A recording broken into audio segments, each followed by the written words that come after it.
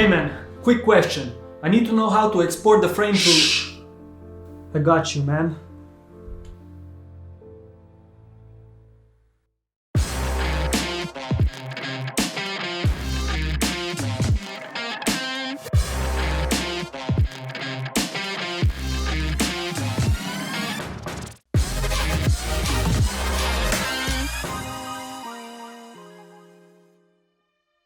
Welcome to the Power of Creation. My name is Sebastian and let's rush right into it. Step 1. Find the frame you want to export.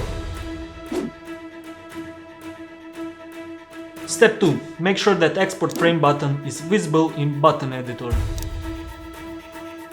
Step 3. Press the export frame button. Step 4. Set the name, format and the destination folder.